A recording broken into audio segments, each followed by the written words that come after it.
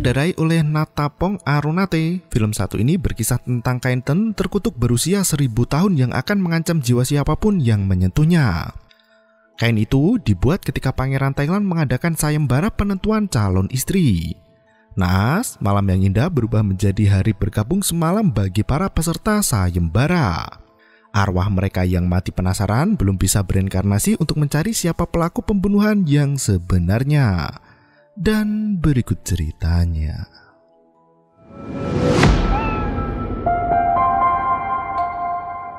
Sebelum masuk ke jalan cerita, beberapa tokoh perlu diingat agar lebih mudah mengikuti jalan ceritanya. Tokoh utamanya adalah Hom Nuan yang merupakan seorang putri cantik dari desa seberang. Selain itu, ada 3 putri lainnya yaitu Sarapi, Sabangga, dan Ketawa. Mereka berempat merebutkan pangeran bernama King Rangsiman yang hendak mencari istri. Ibu dari King Rangsiman yang bernama Mahadevi Srimoni mengadakan kompetisi tenun kain agar putranya lebih mudah dalam memilih calon istri. Hingga malam itu bertepat di desa Wiangchai 1000 tahun lalu, Hom Nuan sibuk menenun kain berwarna ungu untuk dipersembahkan kepada sang pangeran pencari cinta. Sosok misterius tiba-tiba muncul dan mencekik leher gadis itu dengan kain tenun lainnya hingga tak bernyawa lagi. 1000 tahun setelah kejadian itu, 2 pemuda bernama Aci dan Yokji sibuk membuat vlog eksplorasi tempat berhantu di sebuah rumah kosong. Suasana di dalam rumah itu pun tampak mencekam hingga terdengar suara pecahan kaca dari kamar sebelah. Ternyata Aci terbangun setelah melihat mimpi mengerikan itu. Teman bertopengnya bernama Yokji sengaja membangunkan dengan cara kasar dibantu rekan kocaknya, Junior dan Bambam. Pagi itu, mereka berempat harus menghadap bos besar Joyson untuk mempresentasikan video terbaru naik gunung buatan mereka yang dikemas dalam channel Skitin. Bos besar YouTube Thailand itu marah besar dan meminta 4 pemuda untuk membuat video lain yang lebih bagus. Ai, sang asisten pribadi memperingatkan bosnya untuk segera masuk ke ruang rapat. Jason kembali meneriaki meminta 4 sekawan itu untuk lebih serius menggarap video agar bisa diterbitkan dalam channelnya. Mereka tinggal di Kongkain yang merupakan pusat komersial Tenka di Isan Utara. Sambil menikmati makan siang, Aci mengutarakan gagasannya untuk membuat konten horor surrealis. Ia hendak menggambarkan kontradiksi antara mimpi dan kenyataan, kebebasan kreativitas sampai melampaui batas logika. Ia mengajak teman-temannya untuk pergi ke tempat terpencil di Chiang Mai, yaitu di rumah nenek buyutnya sendiri. Aci teringat di dalam rumah nenek buyut ada lemari tua yang sangat sakral hingga tak ada satu orang pun yang boleh mendekatinya. Aci meyakini di dalam lemari tua nenek buyutnya itu ada harta karun yang terpendam. Mereka berempat segera bertolak ke daerah San Patong di Chiang Mai. Malamnya mereka baru sampai di rumah nenek buyut. Rumah tua yang dikelilingi pepohonan itu tampak menyeramkan terutama ketika malam menjelang. Nenek buyut menyambut kedatangan Cicit dan teman-temannya itu dan mengajaknya masuk ke dalam rumah. Berkali-kali nenek memperingatkan agar 4 sekawan itu tidak berkeliaran di dekat gudang. Setelah nenek buyut pergi, Aci menunggu hingga lewat tengah malam. Ia mengendap keluar dari kamar dan berjalan menuju gudang di rumah utama neneknya. Sesampainya di dalam gudang, ia langsung membuka lemari tua yang isinya adalah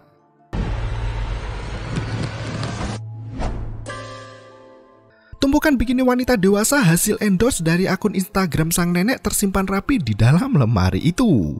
Merasa tak ada yang menarik yang bisa dijadikan konten, Aci melangkah pergi dari tempat itu. Tiba-tiba Aci kembali memeriksa lemari tua dan menemukan kotak misterius di bawah bikini neneknya. Kotak itu berisi kain tenun sutra yang berusia 1000 tahun. Aci menyentuh kain tenun itu hingga cahaya ungu yang bersinar terang menampakkan wujud arwah putri Hom Nuan. Teriakan Aci malam itu sangat kencang hingga terdengar dari luar rumah nenek. Di waktu yang sama, Yokji, Junior, dan Bambam belum tidur karena sedang berpesta pora mendengarkan musik kencang-kencang. Hom Nuan memperkenalkan dirinya pada Aci sebagai roh yang menenun kain itu. Siapapun yang menyentuh kain itu bisa melihat sosok arwah Hom Nuan yang masih belum bereinkarnasi. Aci yang ketakutan meminta roh gadis itu untuk kembali ke dalam kain. Ia merangkak perlahan hendak melarikan diri dari sosok hantu cantik itu. Sayangnya, Hom Nuan enggan membiarkan Aci pergi begitu saja. Ia berkata siapapun yang telah menyentuh kain itu harus membantu menangkap siapa orang yang membunuh Hom Nuan. Arwah sang putri belum bisa bereinkarnasi karena dendamnya belum dituntaskan. Ia masih mencari tahu siapa dalang di balik pembunuhan misterius malam itu. Melihat Aci merangkak sampai pintu, Hom Nuan pun marah besar. Ia mengutuk Aci dengan hukuman mati jika dalam 3 hari belum bisa menemukan jawabannya. Aci berlari untuk segera kembali ke kamarnya, namun sosok hantu wanita cantik terus mengikuti dan melayang di belakang tubuhnya. Sesampainya di dalam kamar, si Bambam bisa melihat hantu Hom Nuan dan terkejut bukan kepalang hingga handuk di pinggangnya itu terlepas. Karena melihat otong si Bambam dengan mata telanjang, Hom Nuan sampai pingsan dibuatnya. 4 sekawan itu berusaha menyadarkan Hom Nuan dengan memberikan aroma menyengat dalam tisu dan diletakkan di dekat hidung. Saat hantu cantik itu tersadar, semua orang justru berlari ketakutan. Hom Nuan berkata ia menggunakan kekuatan untuk menghantui Aci dan teman-temannya. Hantu cantik itu mengaku berasal dari daerah Nakhon Phangam yang berada di daerah timur laut Thailand. Hom Nuan menambahkan kutukannya pada Aci bahwa pemuda itu akan mati tersambar petir di depan rumah. Perjalanan sesungguhnya dimulai. Pagi itu, Aci membaca artikel terkait desa Wiang Chai di utara yang menjadi tempat kompetisi tenun para putri 1000 tahun lalu. Hom Nuan mengaku mati dicekik ketika sedang menenun di malam hari, namun dirinya tidak melihat wajah sang pelaku. Pembunuh itu menggunakan kain sutra hasil tenunan salah satu putri yang ikut dalam kompetisi. Hom Nuan mengaku masih bisa mengenali kain itu jika dirinya bisa menyentuhnya. Hom Nuan mulai menceritakan kompetisi tenun yang digelar untuk memperebutkan tahta sebagai ratu.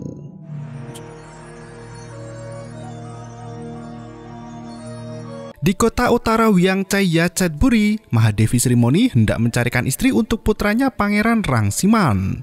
Ia mengundang semua putri dari berbagai negeri yang berminat menjadi istri sang pangeran guna memperkuat aliansi dan memperluas kekuatan politik kerajaan. Kontestan pertama adalah Hom Nuan, berasal dari Phangam, distrik timur laut. Hom Nuan memiliki banyak pendukung karena karismanya yang sangat menonjol. Yang kedua adalah Putri Sarapi yang berasal dari kota Phawin, distrik utara. Sarapi terkenal dengan kesombongannya dan keberaniannya sebagai seorang wanita. Kontestan ketiga bernama Putri Sabangga. Ia berasal dari Kawintala Buri Utara. Sabangga adalah wanita penuh percaya diri dan gemar minum arak sampai mabuk. Kontestan terakhir yaitu Putri Pribumi bernama Getawa, gadis lugu yang lahir dan besar di desa Wiang Chai. Sang putri masih memiliki garis keturunan Mahadevi Sri Moni meskipun hanya kerabat jauh. Getawa terkenal sebagai gadis yang pendiam dan baik hati, namun pangeran tak pernah meliriknya. Tubuh Getawa terlalu lemah hingga sering sakit-sakitan. Setelah upacara pengenalan calon istri, sang pangeran masih belum bisa menentukan hendak menikahi yang mana. Keempat putri saling berlomba untuk memikat hati Rangsiman. Sabangga sengaja menemui dukun sakti di tempat kelahirannya untuk meminta mantra ramuan cinta. Dukun itu memberikan bedah hitam yang harus digunakan Sabangga tiap malam guna memikat hati sang pangeran. Benar saja, di suatu malam saat kencan dihelat, pangeran pertama kali memilih Sabangga untuk memasuki kamarnya.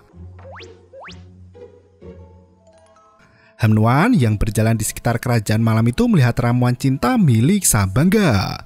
Ia langsung mengompori Putri Sarapi dan Getawa agar mereka membenci Sabangga dan disingkirkan dari kompetisi. Hingga di suatu malam, Getawa mulai beraksi dan mencabut bulu ketiak pangeran saat tidur lelap. Ia membawa bulu ketiak itu pada seorang dukun untuk mengirimkan pelet cinta pada pangeran. Hingga minggu kencan kedua tiba, Getawa mendapatkan gilirannya. Frustasi karena tak dipilih pangeran, Sabangga menemui dukun dengan membawa seorang tumbal dari warganya sendiri. Gadis cantik yang rela mati demi kejayaan tuan putri itu bernama Kun Kerp. Dengan penuh kesetiaan, Kunkerp rela dibakar hidup-hidup agar Putri Sarapi mendapat pangeran yang dicintainya. Rangsiman pun memilih Sarapi di kencan ketiganya. Hom-Nuan yang tak kunjung mendapat giliran malam itu memberanikan diri untuk menemui dukun. Tapi ternyata si dukun itu kepincut melihat kecantikan Hom-Nuan dan berniat kotor untuk menggaulinya.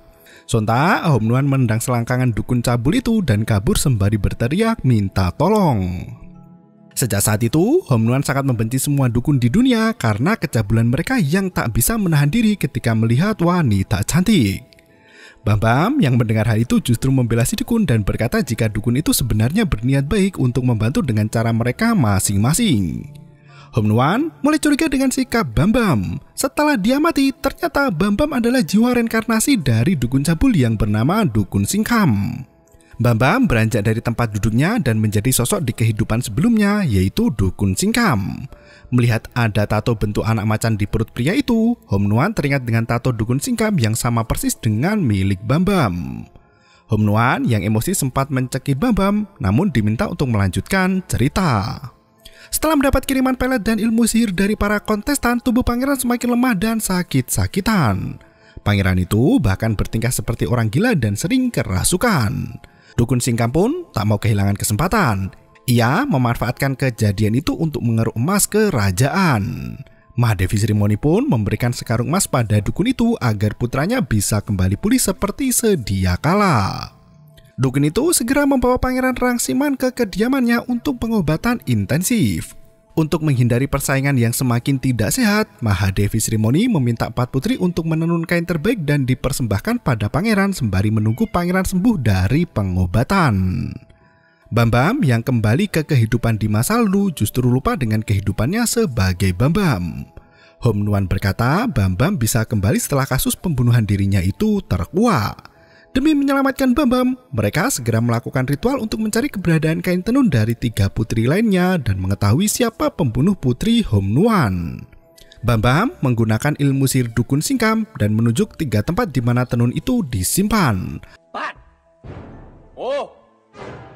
Setelah mendapatkan alamatnya, mereka langsung kacir meninggalkan Bam-Bam sendirian. Mereka berdoa dan bersimpuh di depan Buddha memohon pertolongan agar mereka bisa mengetahui siapa pembunuh Hom-Nuan yang sebenarnya. Putri cantik itu berkata dirinya menyesal telah mengutuk Aci dan tidak ingin pemuda itu mati. Aci sampai tertegun mendengar kebaikan hati Hom-Nuan yang mendoakan keselamatannya. Hari berikutnya kutukan Aci hanya tersisa 2 hari lagi. Mereka pergi ke Museum Tekstil Antik di Fakultas Patrapon. Seorang transpuan bernama Viva langsung menyambut kedatangan mereka dengan meriah. Kedatangan mereka ke museum itu adalah untuk mencari kain tenun buatan Putri Sarapi yang diberi nama Sarung Kunkerp. Viva langsung membawa para tamu ke ruang khusus dan mengunci pintu ruang itu. Ia mempersilahkan semua orang untuk menyentuh kain itu termasuk Hom-Nuan meski Viva tak bisa melihatnya. Seketika itu Sarung Kunkerp itu mengeluarkan cahaya merah terang hingga muncul arwah Putri Sarapi. Ternyata Viva adalah wujud reinkarnasi Kunkerp yang membela Sarapi karena dituduh membunuh Hom-Nuan. Sarapi berteriak kencang menceritakan apa yang sebenarnya terjadi. Di malam 1000 tahun lalu, arwah Kunkerp yang sudah mati sebagai tumbal muncul lagi dan bekerja sebagai mata-mata Putri Sarapi. Kemunculannya malam itu adalah untuk memberitahu jika Hom-Nuan pergi ke tepi laut dan menari sendirian di sana. Mereka segera mengendap pergi untuk mencari tahu apa yang sebenarnya dilakukan Hom-Nuan.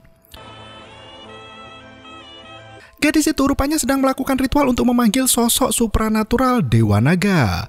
Hom-Nuan sudah mempersembahkan tarian elok dan gemulai tubuhnya selama 3 hari 3 malam untuk sang dewa. Hingga malam itu, Dewa Naga benar-benar muncul menemuinya. Dewa Naga menyemburkan api ke dalam cawan besi yang dibawa Hom-Nuan. Semburan api itu berubah menjadi abu hitam yang sangat beracun yang bisa membunuh siapapun yang memakannya walau secuil. Hingga di suatu malam, seseorang misterius mengoleskan abu hitam Dewa Naga ke bibir Sarapi. Putri cantik itu terbangun dari tidurnya, namun sekujur tubuhnya tak bisa digerakkan hingga dirinya kesulitan bernafas. Hanya dalam sekejap mata, Putri Sarapi meninggal dunia setelah menjilat sedikit abu naga dari bibirnya. Ia sangat marah dan menuduh Hom-Nuan yang melakukan semua itu padanya. Hom-Nuan menjelaskan jika ia kehilangan racun itu sebelum digunakan. Kedua putri itu berdebat sengit hingga Aci harus turun tangan untuk mendamaikan kedua belah pihak.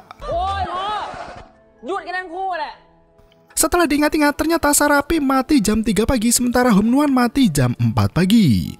Karena Sarapi lebih duluan mati daripada Hom Nuan, maka pelaku pembunuhan itu bukan di antara mereka berdua. Sarapi langsung menuduh Subangga sebagai pelaku utama karena gadis itu adalah calon mantu kesayangan Mahadevi. Sarapi membawa mereka semua untuk menyaksikan betapa jahatnya dan liciknya si Subangga itu. Setelah semalaman berkencan dengan pangeran, Subangga berpura-pura hamil dan mulai menfitnah kontestan lainnya. Pagi itu, Sarapi diseret menemui Mahadevi setelah difitnah tentang potret telanjang berwajah mirip dirinya. Mahadevi Srimoni sangat marah dan menghukumnya dengan cambukan. Merasa hukuman itu tak adil baginya, Sarapi membela diri dan menjelaskan jika dirinya tak pernah dilukis telanjang oleh siapapun. Sarapi membentak Mahadevi dengan kencang dan mencumpahinya agar terlahir kembali sebagai seorang waria. Dan ternyata Mahadevi Srimoni terlahir kembali dalam wujud pria gemuk bernama Junior. Sarapi yang tak terima difitnah oleh Subangga mulai membuat aksi untuk membongkar perut hamil palsu si Subangga. Dengan bantuan arwah Kunkar, Sarapi malam itu mengambil bantal yang digunakan Subangga untuk memalsukan kehamilan dan meletakkan anak anjing di atas ranjang. Tak lupa, ia menaburkan cairan merah agar orang-orang mengira si Subangga melahirkan anak anjing. Saat pagi menjelang, Subangga berteriak kencang terkejut melihat anak anjing berada di ranjangnya. Pangeran dan Mahadevi sampai pingsan melihat Subangga melahirkan anjing. Mereka menghukum Subangga atas kehamilan yang dipalsukan dan diasingkan di gubuk kapal dekat dermaga. Hari kembali berlalu, sisa usia Aci kini tinggal 1 hari lagi. Mereka mencari keberadaan kain tenun milik Subangga untuk mengetahui apa yang sebenarnya terjadi padanya. Di sebuah dermaga dekat kerajaan Wiangcai, kuil kecil tempat pemujaan arwah Subangga masih terpajang rapih di sana. Mereka masuk ke salah satu gubuk reot dan menemukan kain kusam hasil turunan Subangga berwarna biru. Dari keterangan warga sekitar, gubuk reot itu memiliki kekuatan magis yang bisa memikat hati nelayan yang melintas. Nelayan itu akan masuk ke dalam gubuk untuk sekedar beristirahat. Dalam lamunan, mereka akan masuk ke dalam jurang melankolis hingga menenggelamkan diri di air sungai sampai meninggoy. Seketika itu, arwah Subangga muncul bahkan sebelum mereka menyentuh kain tenun miliknya. Subangga langsung menangis dan membawa mereka pada kisah masa lalu. Dalam pengasingannya di gubuk kapal, Subangga terus menenun dengan penuh konsentrasi. Saking fokusnya, ia tak menyadari jika kapalnya sudah menjauh dari kerajaan. Tampaknya ada orang yang sengaja memutus tali kapal yang bersandar di dermaga. Subangga terkatung-katung sendirian di tengah sungai hingga perutnya mulai keroncongan. Tak tahu harus makan apa lagi, ia terpaksa memakan anak anjing yang berada di kapal bersamanya. Melihat pangeran melintasi jembatan, Subangga berteriak kencang minta tolong. Sayangnya tak ada satupun dari mereka yang bisa mendengar teriakannya karena posisi sudah sangat jauh dari dermaga. Subangga memberanikan diri mencebur ke dalam sungai, namun kakinya terbentur kayu hingga kepalanya tersungkur ke dalam air sampai mati. Kain tenun Subangga terbawa arus air sungai hingga pergi jauh entah kemana. Saat Aci tersadar dari lamunannya, semua teman-temannya sudah berjalan memasuki air sungai untuk menenggelamkan diri.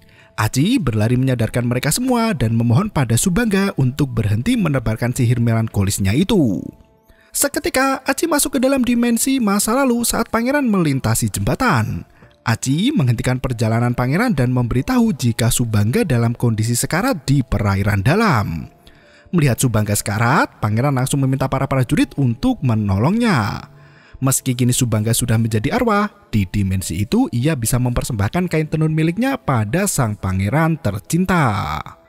Pangeran itu menerima kain tenun Subangga dan kembali ke kehidupan reinkarnasi sebagai Yogji. Setelah Bambam jadi dukun Singkam, Junior jadi Mahadevi Srimoni, dan Yogji jadi Pangeran Rangsiman, Aci masih belum menemukan sosoknya di masa lalu. Seketika Aci kehilangan kesadaran dan masuk lagi ke dimensi masa lalu. Aci tak sadarkan diri selama sehari penuh hingga hari terakhir ajalnya pun tiba. Hom Nuan yang terlanjur mengutuk Aci kembali memohon pada Buddha agar nyawa Aci bisa diselamatkan. Ia juga memohon agar kutukan itu bisa diangkat dari tubuh Aci. Doa terakhir Hom Nuan adalah agar dirinya bisa bertemu dengan Getawa untuk mencari tahu siapa pelaku pembunuhan yang sebenarnya. Tak berselang lama, tiba-tiba nenek buyut masuk ke dalam kuil Buddha. Melihat Aci tak sadarkan diri di depan altar Buddha, nenek buyut sangat panik dibuatnya. Kunker justru salah fokus dengan jepit rambut naga milik nenek buyut yang sangat mirip dengan kepunyaan Getawa. Mereka semua berteriak histeris mengetahui jika nenek buyut ternyata adalah jelmaan reinkarnasi dari Putri Getawa. Seketika itu nenek berubah menjadi sosok Putri Getawa dan menjelaskan semua hal yang terjadi di masa lalu. Getawa memiliki tubuh yang sangat lemah, lagi sakit-sakitan di masa lalu. Kehadirannya tak pernah mendapat perhatian dari sang pangeran. Hingga suatu malam saat kondisi Getawa semakin lemah, ia bersumpah serapah di depan cermin. Kedengkian dalam hati Getawa bermanifestasi ke dalam energi negatif yang sangat jahat. Getawa malam itu melihat seorang menggubur abu naga dan mengambilnya untuk membunuh Sarapi. Setelah berhasil menghabisi Putri Sarapi, Getawa mengambil kain tenun Sarapi dan mencekik Hom Nuan. Di pagi harinya, Getawa langsung memotong tali kapal Subangga hingga terdampar ke tengah sungai dan meninggoy. Setelah menyingkirkan ketiga kontestan lainnya dengan rasa bangga dan penuh percaya diri, Getawa bertolak ke kediaman pangeran untuk menyerahkan kain tenun merah buatannya. Naas, dalam perjalanan, banteng liar menyerang parade Putri Getawa karena mengenakan kain serba merah. Putri Getawa menangis sejadinya mengenang masa lalu yang menyakitkan. Dukun Singkam menjelaskan jika Getawa telah dirasuki roh jahat yang keluar dari tubuh pangeran. Mahadewi Srimoni mengakui kejahatannya yang meminta dukun untuk membuang semua makhluk jahat dari tubuh putranya ke tubuh Putri Getawa. Mahadewi takut jika anaknya menikah dengan Getawa yang lemah dan sakit-sakitan. Setelah mengetahui pelaku pembunuhan yang sebenarnya, mereka semua saling meminta maaf dan kembali fokus untuk menyelamatkan Aci di dimensi yang berbeda. Dengan bantuan dukun Singkam, mereka masuk ke dalam dimensi Aci yang sedang diserang oleh monster kutukan Hom Nuan. Aci berlari masuk ke dalam kuil dan diperlihatkan oleh Buddha siapa dia di kehidupan sebelumnya. Pagi itu, Hom Nuan yang masih remaja menjemur pakaian di halaman. Ia bertemu dengan Aci di masa lalu yang bernama asli Bakun. Anak itu jatuh cinta pada sang putri pada pandangan pertama. Putri Hom Nuan tak bisa melupakan ekspresi wajah Bakun saat menatap kagum padanya. Hom Nuan memanggil Bakun dari luar kuil hingga membuat Aci berlari menghampirinya. Tiba-tiba monster itu memiliki energi yang sangat jahat dan terus menyerang Aci. Hom Nuan melindungi tubuh Aci yang pingsan dicekik monster jahat itu. Seketika Aci mulai tersadar akan kehidupannya di masa lalu sebagai Bakun. Ternyata Bakun adalah warga negeri Pangam yang selalu mengikuti Putri Hom Nuan kemanapun ia berada. Bakun adalah orang yang memberinya petunjuk jika Sabangga menggunakan ilmu pelet demi menggait putri pangeran. Bakun jugalah orang yang mencuri abu naga beracun dari kamar Hom Nuan agar wanita tercintanya itu tidak melakukan kejahatan membunuh. Hingga di malam saat Hom Nuan wafat, Bakun adalah orang pertama yang mengetahuinya.